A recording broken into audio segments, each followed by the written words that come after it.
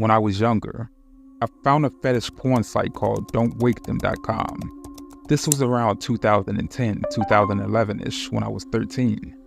You might be wondering, why would a 13-year-old be on a site like that? Well, I had unrestricted internet access and I was a weird kid. So sue me. The site was very Web 1.0, with a black background and the site's title at the top of the page. Everything was written in Comic Sans. The site had pictures of people, usually women, sleeping with the sleeper's name under each image. Now I assume this was a fetish site because a lot of people shown was wearing clothes. Some were naked, sure, but it wasn't in an outright sexual way. It was more like they were just sleeping in the nude. I think the thing that people were supposed to get off to was the sleeping. The pictures, from what I remember, were taken in the sleeper's bedroom. The room was dark, but you could still see the sleeper because the photographer used a flash. Not sure if that person woke up since the only pictures posted are those of the subject sleeping. I remember checking out the site a couple of times, mainly to skip to the pictures of the naked women. Listen, when you're 13 and horny, tits are tits, okay? However, I didn't visit too often since the general vibe of it creeped me out. It felt voyeuristic in a way and that made my skin crawl. I ended up finding new places to get my jollies and forget about the site for years.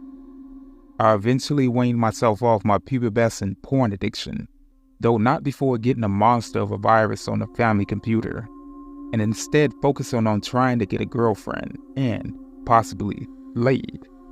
You know, normal teenage boy shit. Anyway, let's fast forward to a couple of days ago. I was listening to a podcast advertised Casper Mattresses, which somehow reminded me of don'twakethem.com. A bunch of old memories popped into my head and I decided to look it up. The site doesn't exist anymore, instead taking you to a page listing similarly named sites.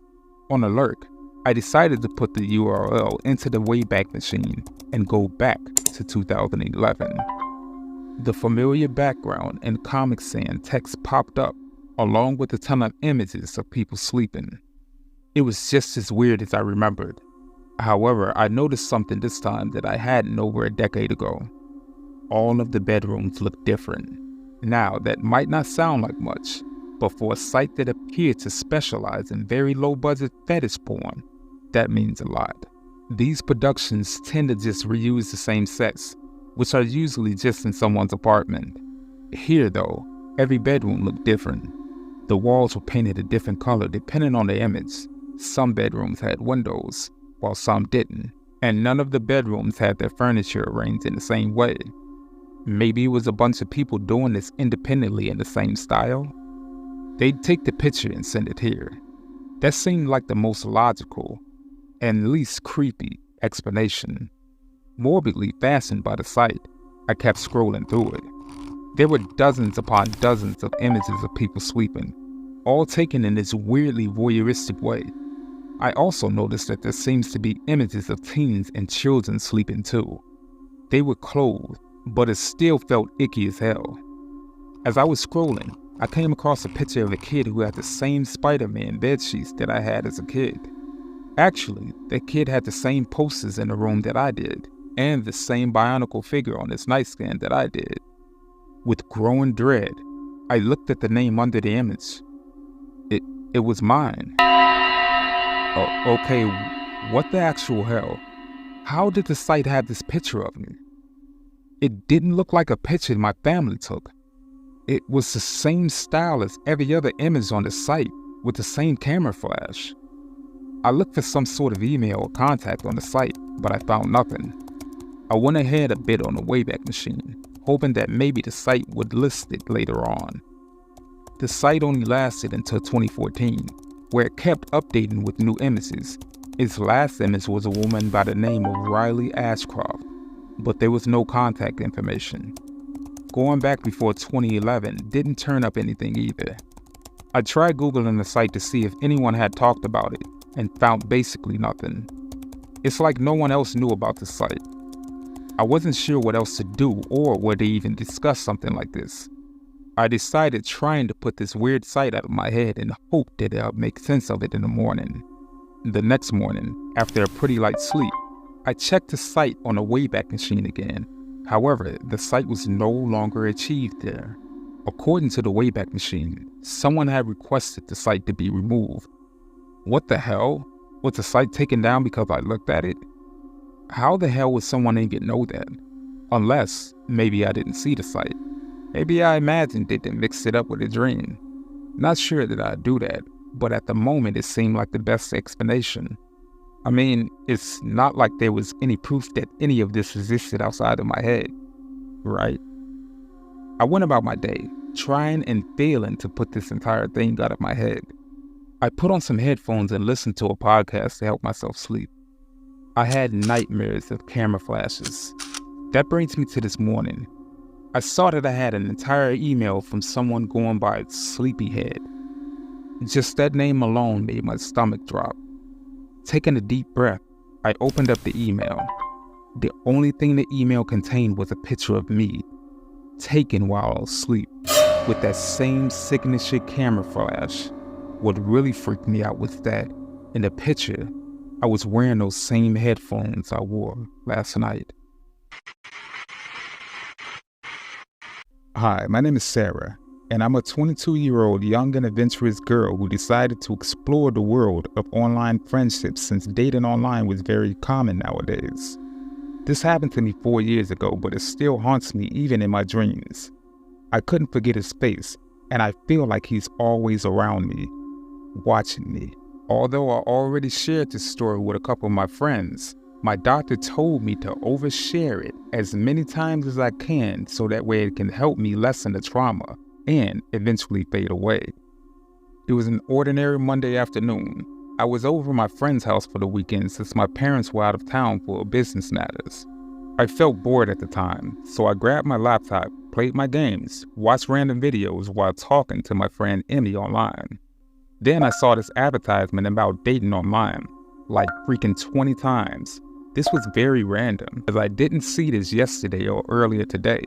Like, what the hell was this? But I kept ignoring it. Eventually, I ended up getting onto the site as my curiosity won over. It was called meetme.com.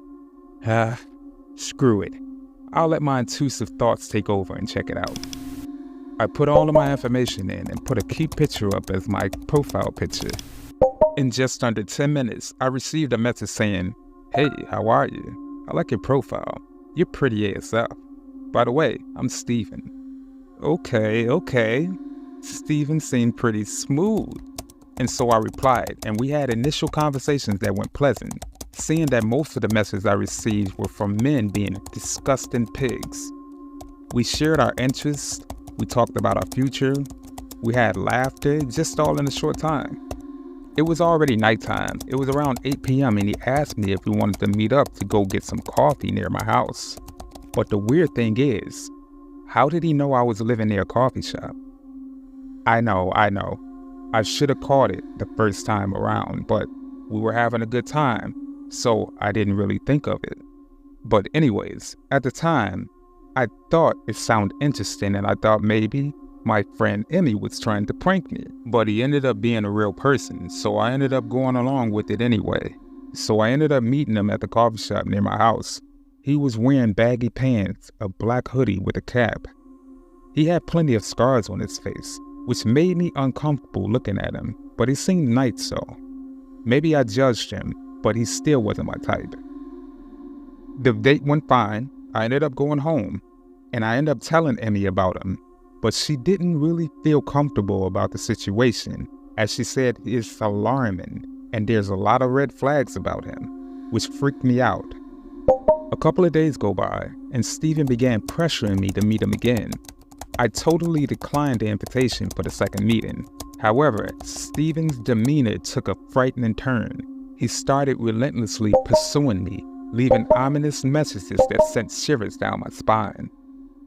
I don't know how he got it, but he knew where I lived. Every night I heard his footsteps outside and seeing him standing looking at my window. Like, damn, what was I supposed to do? What did I get into? I was so scared. I've realized the gravity of the situation, and I sought out help from my parents and friends and reported the harassment to the better authorities. On that note, I no longer see Steven around, and I felt relieved, like finally. I could now live a normal life after what happened and trying to forget it, but until he was reported on the news. Authorities were eager to find him because he is a 40-year-old man, serial killer, and a kidnapper. He was responsible for 12 disappearances of young females on that same year. I almost passed out.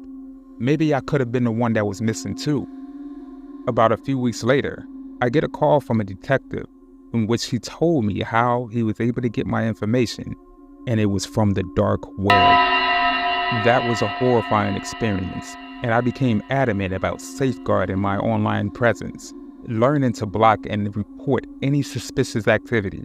This is the darker side of online interactions that may lead many of us to face traumatic experiences from people with more evil ulterior motives. We have to be safe out there, and I encourage that we must be vigilant and prioritize our safety online. Just to think about it, it always freaks me out, because I always think that Steven is around and lurking in the dark waiting for me. And this is exactly why I fear the dark.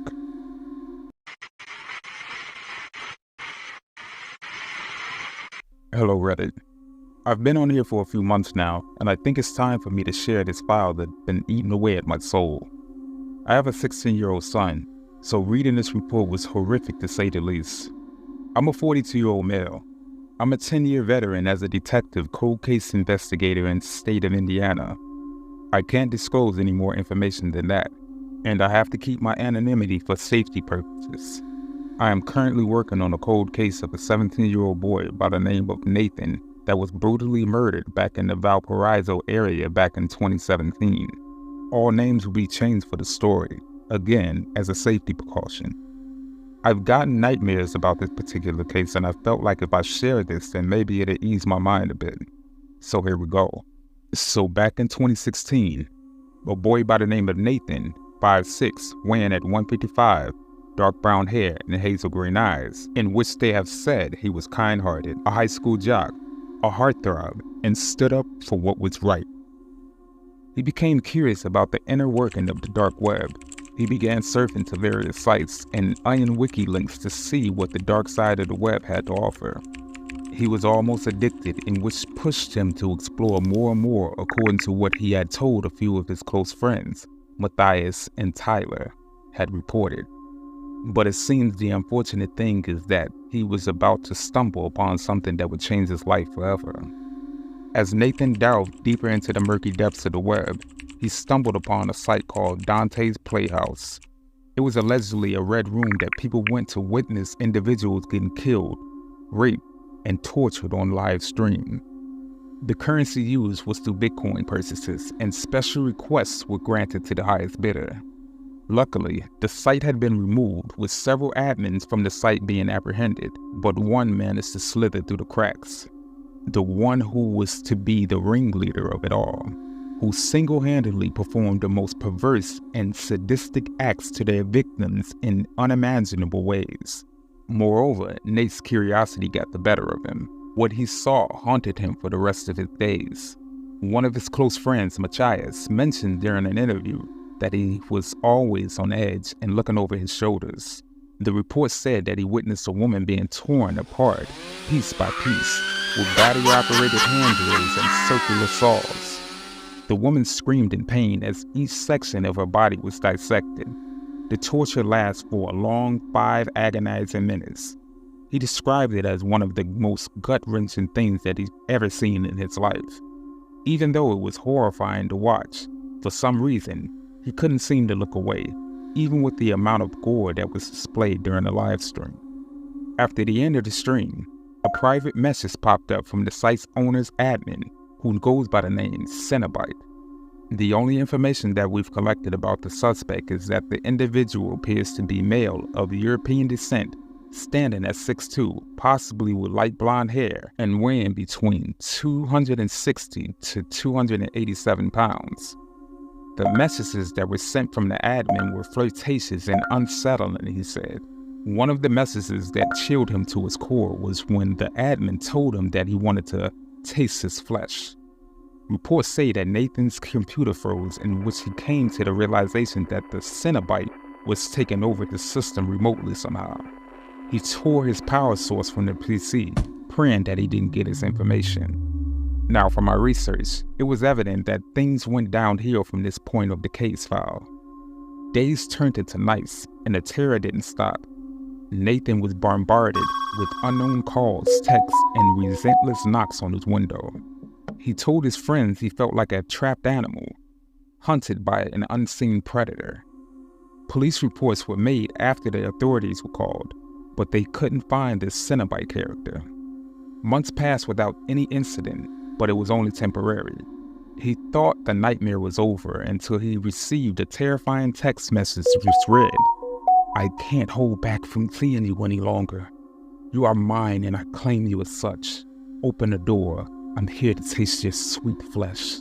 If not, I'm coming in either way." Panic gripped the boy as he read the message, and everything was confirmed once he heard the basement window shatter. Reports say the boy frantically made a dash for his parents' room upstairs. He couldn't use his phone for some reason, as each call he made didn't go through and it was busy tones. He heard the intruder make his way up to the basement stairs, running through the kitchen and up to the second floor of the house. While all of this was taking place, Nathan locked himself in his parents' room. He searched in the drawers of his father's work desk to find his Caterpillar work phone in which he made the hysterical 911 call. While hidden, he remembered his father's Mossberg 500 series. He slowly and quickly opened the combination lock to retrieve the weapon.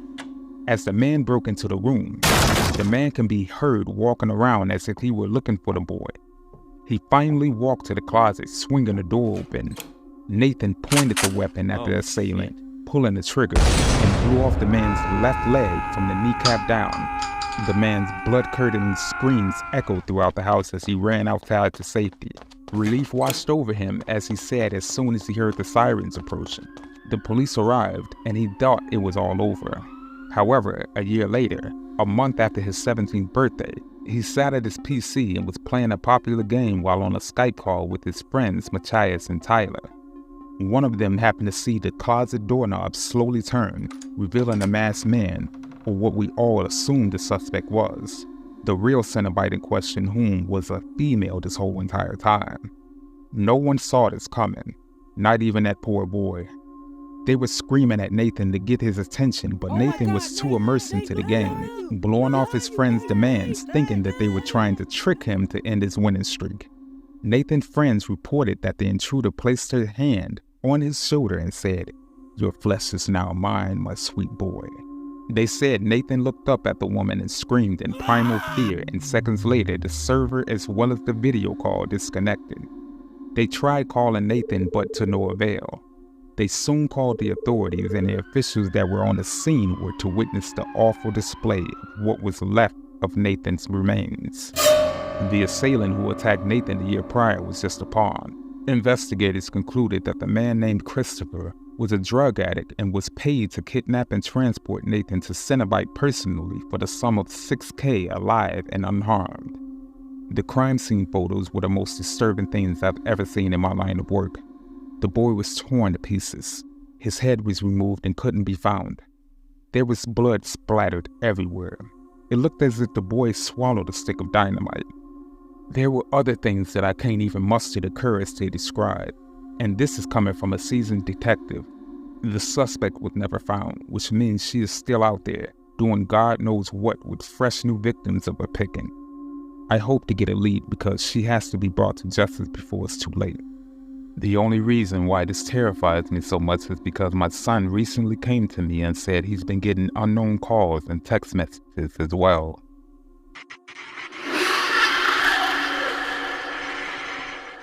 Good evening, everyone. This is Yuri K, and this is the end of the video. Please leave a comment and let us know your opinions on the matter. If you happen to like this content, please check out our other videos. Make sure you like and share amongst your friends and family to help our community grow. You happen to be new to this channel? Please make sure you subscribe. It's free, and you can always change it in the future. You have some terrifying story suggestions? If so, make sure that you send it to my email, fearofthedarkstories@gmail.com, and I'll feature it in a future segment. But you guys stay safe out there, and remember to always be afraid of the dark.